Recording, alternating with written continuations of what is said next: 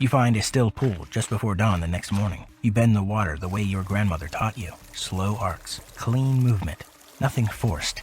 And then, without meaning to, without choosing to, you feel the fish beneath the surface, their blood. 3 of them, moving in slow circles, completely unaware of you. You pull your hands back. You stare at the water. You didn't even notice you'd reached for them. Every waterbender uses water to fight. Water is outside you. Water is clean. Water does exactly what you tell it and nothing more. This is different. This uses something that lives inside people. Something that doesn't feel like bending. It sits in your hands. You feel it when you reach for a cup of water in the morning. You feel it when the moon begins to rise. You feel it in the space between deciding to do something and actually doing it. A half-second window where you are aware of every living body within range, and the only thing standing between them and you is a choice you have to make over and over again every single day. You wonder sometimes if Hannah felt this way, the woman from the stories, the one who was imprisoned, who found a way out that no one could explain. You used to think those stories were warnings. Now you wonder if they were something else. A map, a prophecy, a description of something that was always going to happen to someone like you. You push the thought away. You're not becoming a monster. You're not sure anymore.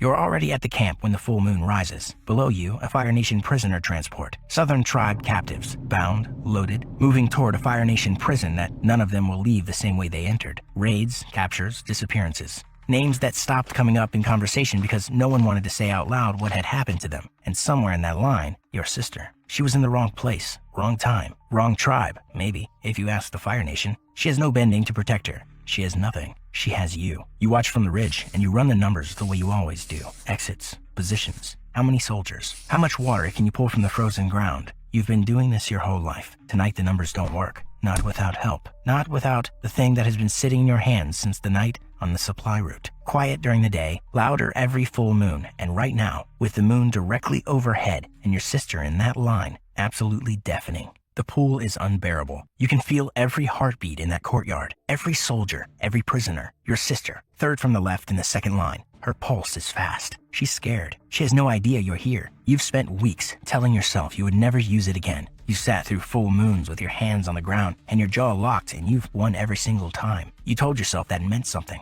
that it proved something about who you were. But that was before she was down there. You think about the tribesmen in the valley, 3 seconds away from doing something you couldn't take back. You told yourself that proved you were still in control, that the choice was still yours, that you were different from what you were afraid of becoming. You held on to that. It was the only thing some nights that felt solid enough to hold on to. Tonight, it isn't enough. She's down there.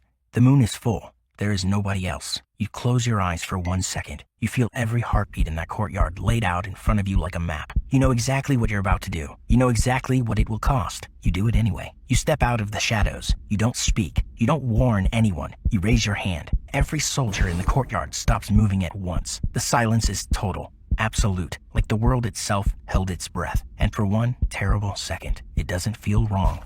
You got them out, all of them. Your sister doesn't say anything when she finds you in the dark. She just grabs your arm and holds on. Her hands are cold. Her grip is tight. You keep moving and you don't look back, and for 1 second you let yourself think that maybe this is over, that maybe you did the right thing, that maybe the cost was worth it, that the version of you that walked out of those shadows is still the same person who left the village weeks ago. You're not sure that's true anymore. But one soldier is different from the others. Older, decorated. The kind of man that has been doing this for a long time and has the stillness to prove it. A Southern Raider veteran. You can tell by the way he carries himself. By the way he looked at you when it happened. Not with fear. Not with confusion. With recognition. This man has spent years in the Southern tribe. He was there for the raids that stripped it of every waterbender it had. He's heard the stories, the ones passed around Fire Nation military camps late at night about a woman who escaped a prison by doing something no one had a name for. He's been carrying those stories for years, not as a curiosity, as a mission, as the one thing he came back to every time someone told him he was chasing a ghost. Tonight,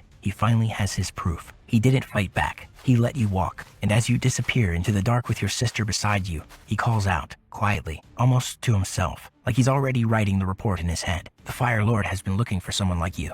You don't look back. Your sister is beside you. She's safe. She's alive. You did what you came to do, but your hands are shaking, and you can't tell if it's from fear or something worse. Because for 1 second back there, raising your hand, feeling every soldier in that courtyard go still, feeling the full moon pouring through you like it was always supposed to. It felt like the most natural thing in the world. And that terrifies you more than anything the Fire Lord could ever want from you.